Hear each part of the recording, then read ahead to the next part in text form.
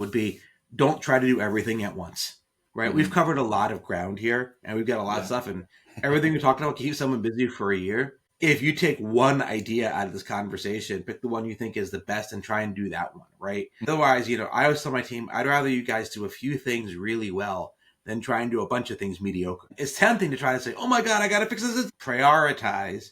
Make the list. And get yourself some street cred.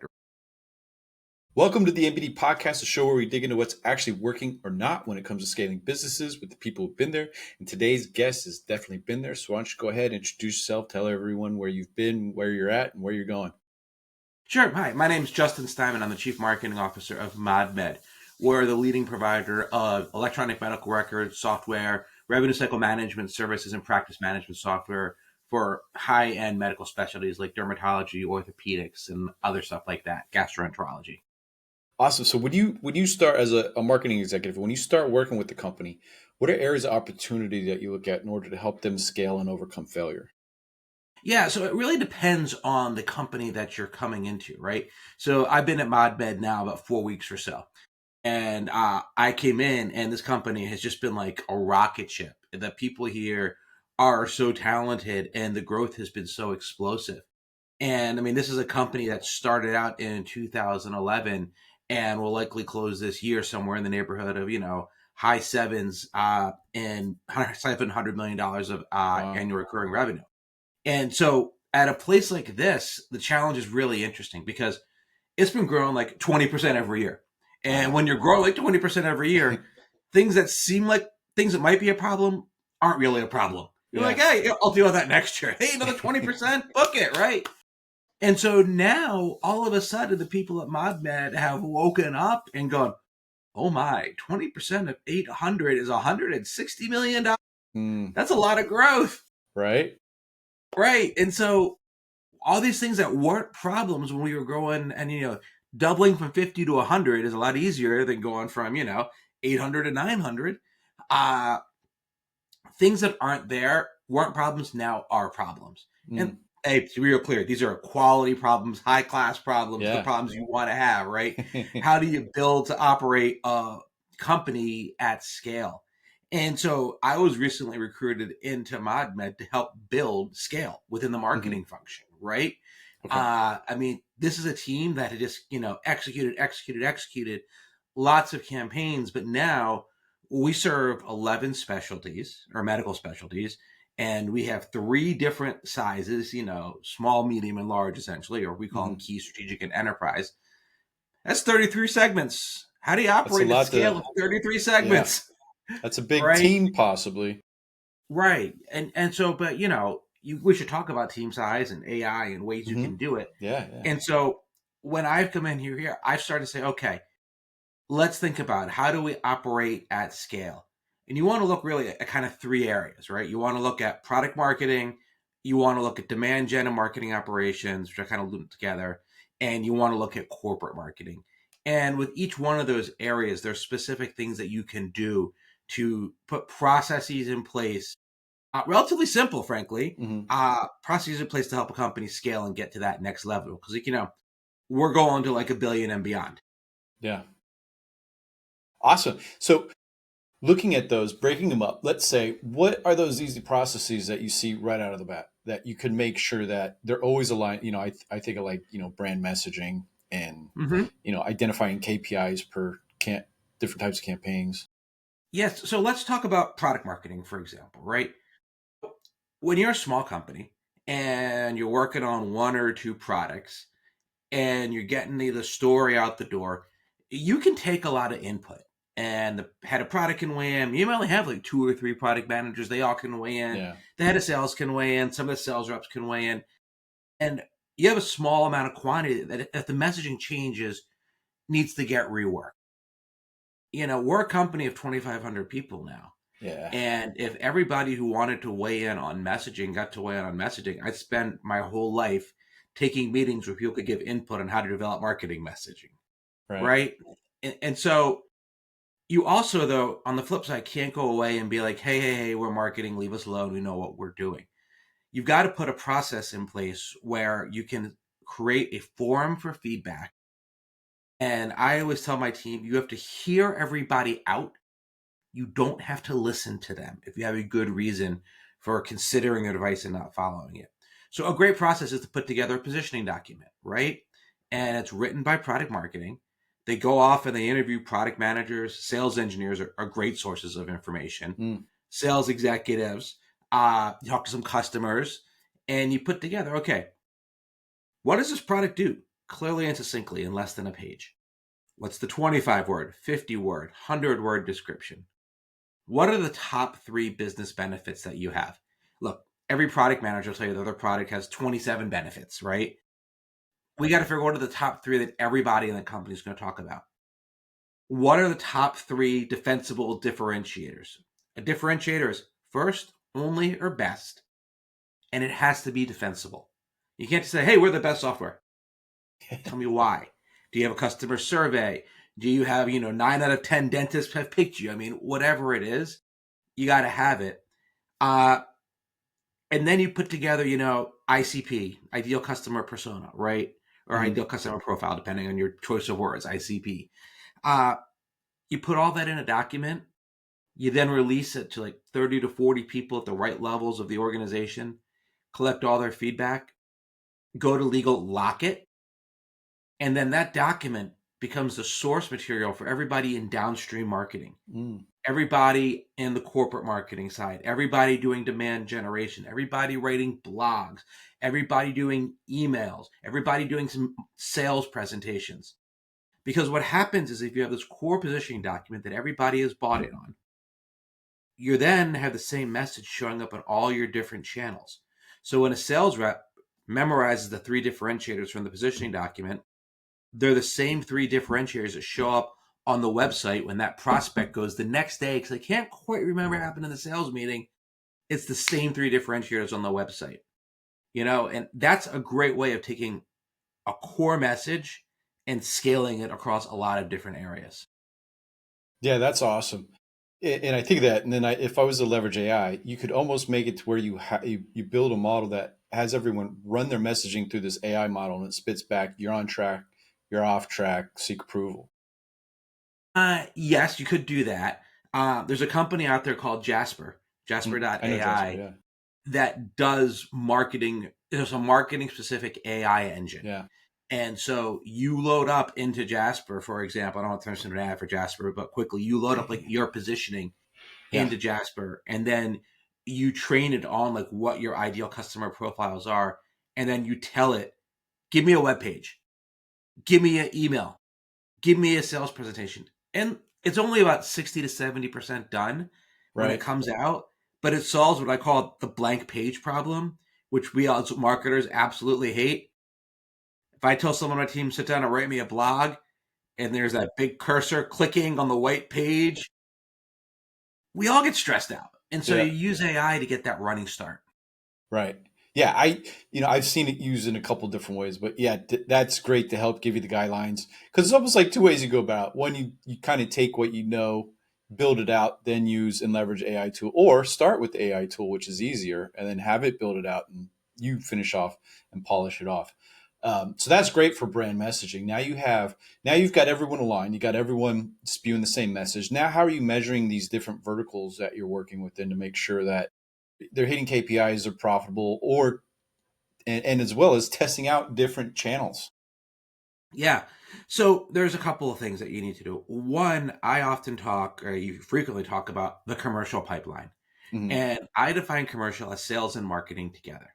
Because when you look at the entire commercial pipeline and you make your demand gen people accountable to the same metrics that your salespeople are accountable for, you eliminate all of that friction between sales and marketing. And you finger point and quickly turns into, we got to fix the numbers, right? And when we do that, I work with my partner, the chief revenue officer, to agree on what metrics we're going to measure and what our expected conversion rates are between stages by segment, by vertical. And that works in any business, right? And so, look, you're obviously going to have your lower volume, lower deal value, higher volume for, your small SMB segment, right? It's going to have a faster sales cycle. It's going to be a lot fewer buyers. The deal size is going to be smaller, but generally, those are 30 to 60 days. An enterprise sale could have 25 buyers and could be a 6 to 9 month sales cycle.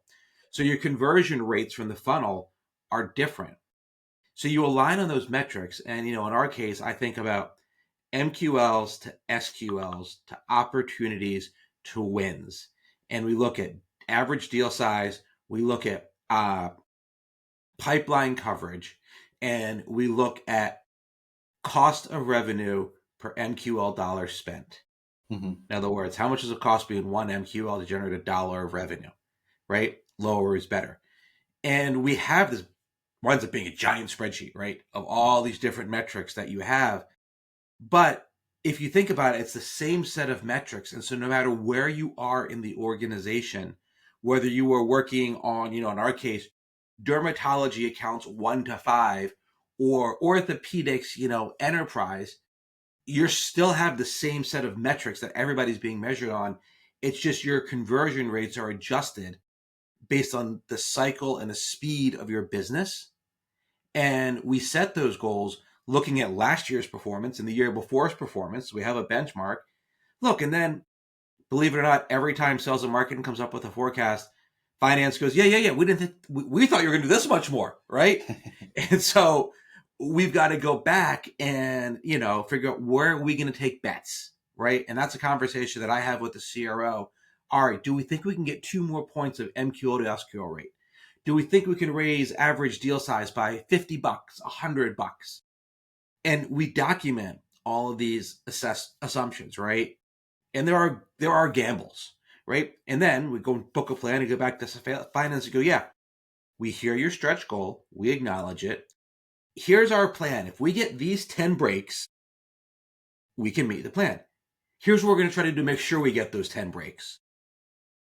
Guess what we now measure every single month? How are we doing against those 10 bets that we made, right? And so you got a scaled framework for everybody to measure themselves. And then at the executive level, we've got a framework for figuring out what are the bets that we took to get the aggressive growth targets that we've been asked to get to. And that also gives us an early warning system. So if things aren't going well, we can go to the CFO and the CEO and go, hey, here's what's not going well. We thought this bet was going to pay off for whatever we have a reason, obviously. It didn't. And here's what we're going to do differently. So you kind of have that steering wheel or the dashboard as to what's going on in your business. Yeah, that's helpful, right? Because you're able to measure. And what, some things like with seasonality comes into play, or even shifts in the economy. Like, and it sounds like, one, people should know that the economy is changing and that it's not, maybe it's not booming, or it is starting to boom. So they'll be able to see it. But like when those start happening, how do you make those shifts when you're placing those bets to make sure that upper leadership is aligned with it, understands it, and, and doesn't come, firing back at you?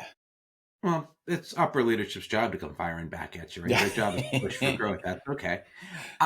Seasonality is actually pretty easy to bake into the model because, again, we're basing it on past performance. And everybody kind of knows, right? Like, things slow down in July and August. Sellers are at the beach, buyers are at the beach, right? Everybody's on family vacation. So you kind of got to adjust the seasonality. On the flip side, certain months of the year, like May, September, and October, I work in B2B software sales, right? So I can only talk about what I've seen in my buying cycles, but I've been doing B2B software for a long time. The 3 months of the year that I get most excited about are May, September, and October, right? May, people are trying to get as much stuff done as they can before the end of the school year, and then they go and take all revolves around people's personal lives, right? Yeah. Buyers are people too. People are trying to get their big project off their plate by Memorial Day so they can go and have a summer. And then they come back from their summer and they want to do all the really great work that they're going to do, this important stuff, get it all done by October 31st so they can head into the holiday season, right? January is kind of full of like everybody's kicking off their company, getting ready for the year. Things slow down. March is usually the other big month that things get excited about because it's one of those months where there's really no vacations. People got April vacations coming up and they get work done. So I bake seasonality based on who people are. Got it. Yeah. Macroeconomy. If I could predict the economy, frankly, I wouldn't be sitting here talking to you, dude. I'd be buying lottery tickets and going to Vegas and buying myself an island. I'm not. So, but I read about the economy every single day in the Mm-hmm. Journal, the Times, the Boston Globe, CNN, whatever. And I talk to our sellers regularly. Like, what do you happen? What happened on your last sales call? I listen to sales calls. We use Gong to record sales calls. So I listen to sales calls. And one of the things in marketing you need to be successful is pattern recognition, right? And so you hear enough feedback, budgets are tight, people are nervous about their business, people are worried about the impact of the government shutdown, people are worried, like in my industry right now, the government shutdown, believe it or not, impacts both Medicare and Medicaid. Guess Mm-hmm. what pays a lot of doctors? Medicare and Medicaid. So if you're a doctor and you're thinking about buying an electronic medical records system, are you interested in making that purchase right now when you don't know when Trump's going to turn the government back on next week, next month, or next year? No, you're kind of like Right. hesitant. Is Yeah. there anything that I can do to impact that? Nope. Right? I got to Nope. help people realize the long-term value of what we're doing. I've got to build relationships, and so that when the government will eventually turn back on, right? And when it Mm-hmm. does, people will be ready to buy.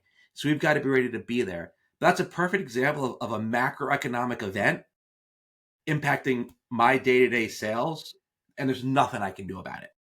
And yeah, it's interesting because I think the big piece is how do you maintain that relationship during that time? Because usually, like a sales team, they have their sales cycle for a particular client, but now it's taking longer. So it's like, oh, it's gone past that point that we're kind of optimal within that zone. How do you help them maintain that relationship so that way when it is turned back on, they're like, oh yeah, let's do this now. Yeah, that's a great question. And that's actually an area where marketing can really, really help sales Mm-hmm. by producing interesting, relevant, non-buying content. Mm-hmm. So don't just keep saying, hey, let me give you more value about our software package. We're so great. Bye, bye, bye, bye, bye. But, we're putting together content like how AI is going to change healthcare over the next decade, Mm-hmm. right? Or the next 5 years. And so our sales guys call you up and be like, hey, Jason, I know you're not buying right now because of the shutdown. That's totally fine. Our marketing team put together this really cool piece about, AI in healthcare. I'm going to send it over to you. Let me know what you think. Right. And So so yeah, we're educating. I call it edutainment, actually. yeah.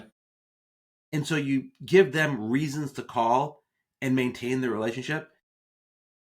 Particularly in the case of like AI, everybody wants to read about AI right now. That's an Mm-hmm. easy way to get someone's attention. Yeah, I think the big piece you said that hopefully people understand is that they actually call them. It's not marketing telling them to send off emails.